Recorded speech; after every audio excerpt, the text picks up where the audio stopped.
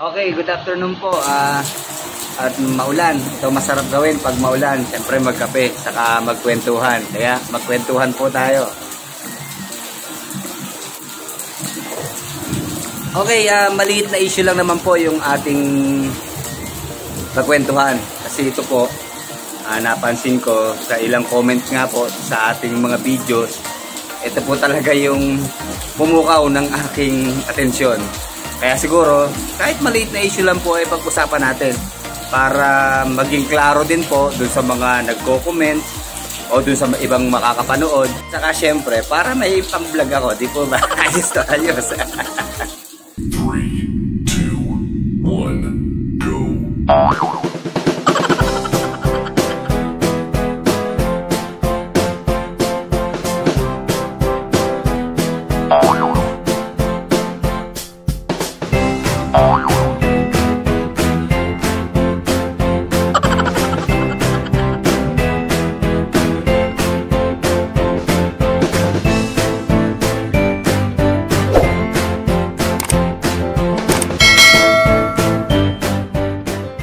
Tinutukoy ko po kasi itong paggamit at paglalagay ng emblem ni BMW.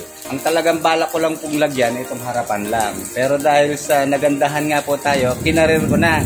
Nilagyan ko na po yung halos palibot ni RFI. Ito, tingnan nyo po. Ito nga po yung sa harap. Then itong sa side. Sa may air cooler niya. Ito po, ayan. Then, itong sa tambucho, nilagyan nga rin po natin ng emblem ni BMW.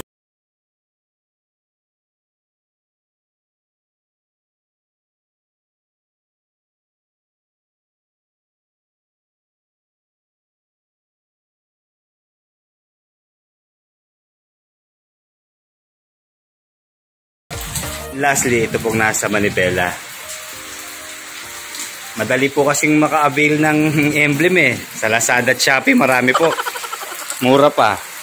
Kaya dahil nga po doon, maraming nag-appreciate, maraming pumuna, mga negative comments.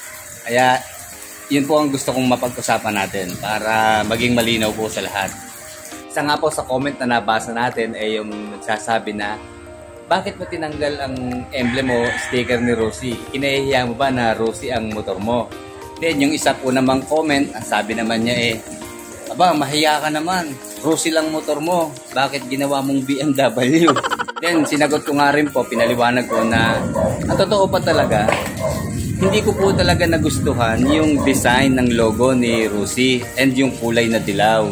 Kasi talagang, ako talaga kasi passionate sa pag-design pagdating sa motor. Gusto ko lahat terno, ayoko po ng may ibang kulay. Kasi para sa akin po, pag blue, hindi po ako nagagandahan i-combine sa kulay yellow. Kaya, ang talagang bumabagay po dyan ay kung hindi black o chrome o yung silver, yun po talagang magandang katerno niya. Pero alam niyo po, kahit anong paliwanag natin, may mga commentator po talaga na hindi tumatanggap ng katwiran. Na talagang pag nag-comment sila, pakiramdam nila, sila yung tama at ikaw dapat ang mag-adjust. Ito po yung logo na sinasabi ko. Ayan, dilaw na ito, hindi natin nagustuhan. Yung pagkaka-design itong letter R. Sana katulad nung sa logo o design ni Rapid, Rosie Rapid 150. Kung nakita nyo na po yun, talagang bold na letter R lang siya. Yung buong Rosie ito, chrome siya, tapos bold lang. Kaya, yun po ang talagang babagay para sa akin. Ito po yung tinutukoy ko na emblem sa Rosie Rapid 150. Ayan, ang ganda po ng pagkaka-chrome niya. Then, habang ginagawa ko po ang video na to, mayroon po nagpost sa Facebook na bumili po ng RFI. Ito po mukhang latest version na to kasi ito po meron na siyang tatak ng Rosie sa tagiliran. Kaya ito po ang ganda. Kaya salamat po sa nagpost. Sana all na lahat ng ilabas na RFI ay may tatak na Rosie sa tagiliran. Shoutout po kay Ton Baguio Zolina ng Davao City. Then natuwa naman po tayo kasi may ilan namang sumagot dun sa mga negative comments na maganda rin ang paliwanag nila na sabi, kung saan ka masaya, sundin mo. Dahil yun namang ikaw ang ano yan ikaw ang bumili, ikaw ang may-ari niyan, nasa iyo desisyon kung anong gusto mong gawin dyan.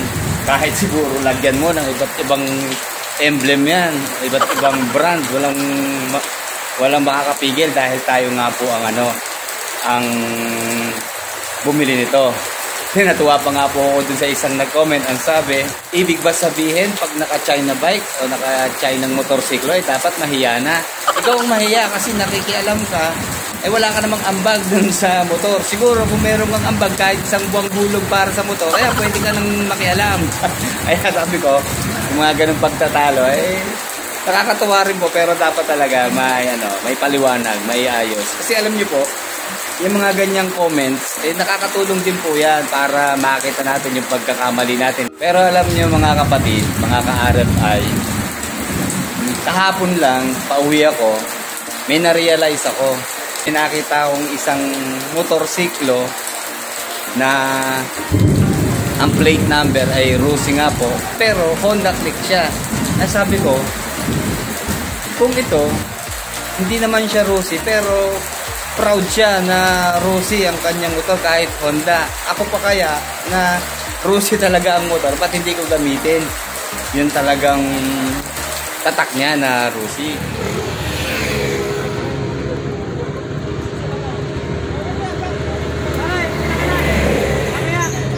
Then yung video na po yan na nagpabago sa aking mindset.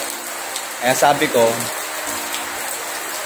okay na siguro yung isang taong in-enjoy ko ang paggamit ng emblem ni BMW. Pero ang tama talaga, bumalik tayo sa reality. Rusi talaga ang motor natin At kailangan natin ipakilala ang motor natin bilang Rusi. Dahil nga po ito'y Longia, hindi makakarating sa Pilipinas siya kundi sa pamamagitan ng Rusi. Kaya tama lang na sila ang makilala sa motor na to. Ang pinasikat ko nga po sa motor na to ay BMW. Marami nga pong nalin lang to. Pero syempre, hindi natin pwedeng panatilihin yung ganon na mali. Kaya kailangan natin itama. Kaya yun po, nagpabago sa aking isip. Kaya, guys, babaguhin na po natin ang image ni BMW ko. Gagawin na talaga natin itong Rusi.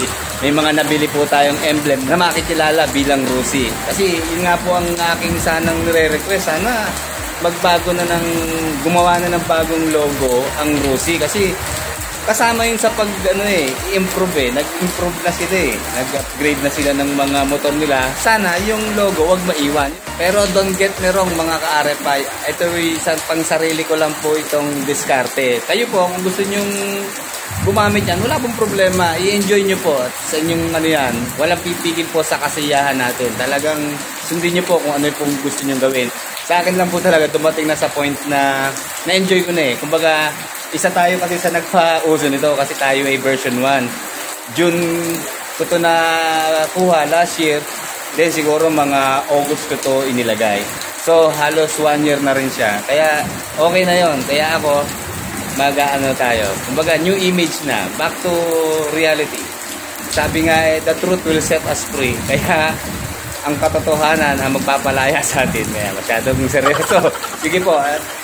Ito, papalitan na natin. Okay, maraming salamat BMW sa dagdag pogi points. Pero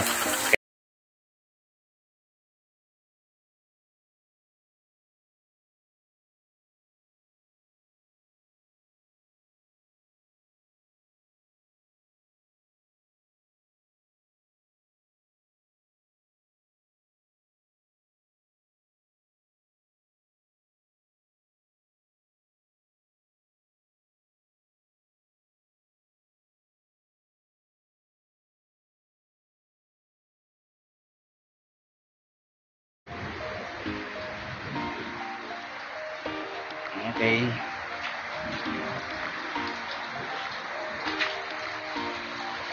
Ito ang medyo madugo dahil ginamitan ko rin ng maitibay. Kailangan natin ng panlinis. Dumi.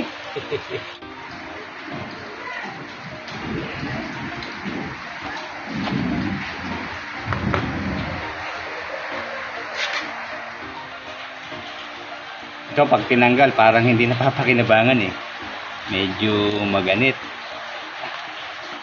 Ayan nadideform na siya. Ay, dumi. Then last, paalam BMW. Yan. RXR po talaga ang tatak ng ating top box.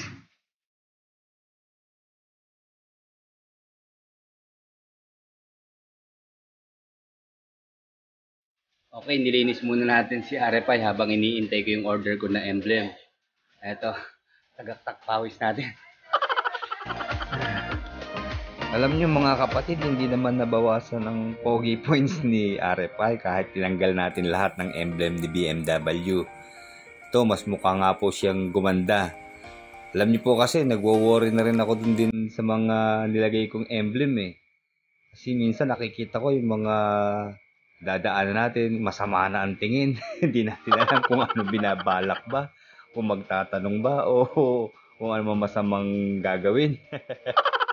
Kaya pag naibalik na natin yung tatak ni Rusi, parang magkakaroon na to ng anti-theft, di po ba? Okay, buti natanggal ko po yung mancha dito sa likuran at nagmarka po yung sticker eh. Lang ito, kailangan natin takpan to. Mumurahin kasi tong top box na to eh, kaya nabakbak yung kanyang parang pintura. May tatakip naman tayo ditong rectangle na sticker. Okay, dumating na po yung ating iniintay. Ito. Wala po tayong makuhang yung mismong emblem o logo ni Rusi sa online, sa Lazada, Shopee. Wala po talagang available. Ito na po ang pinakamalapit kong nakitang emblem para ma-identify na Rusi nga po itong ating RFI. Bali, ito po siya. Ayan. Siyempre, letter R. Ano po bang unang iisipin nyo pag motor na letter R? Siyempre, wala po iba kundi Rusi. Kaya ito po yung apat. Apat po in order natin. Lalagay ko po yung link dun sa video description ng video ito. Itong mga in-order ko po para kung gusto nyo rin po na bumili, ito na po. Sige, nakabit ko na po.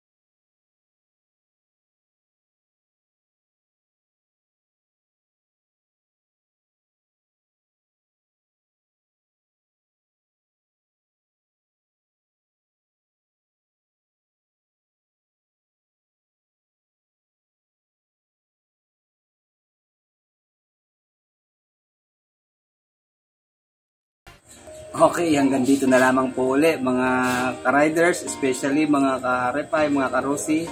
At maraming salamat po sa inyong suporta sa panonood. Wala po itong channel na to kung wala po kayo. Kaya dahil tayo nagbabalik loob na, parang rebelde, nagbalik loob. Ano po? Ito po si ating BMW. Ito na po ang tama. Kaya papalit na po natin. Maraming salamat po.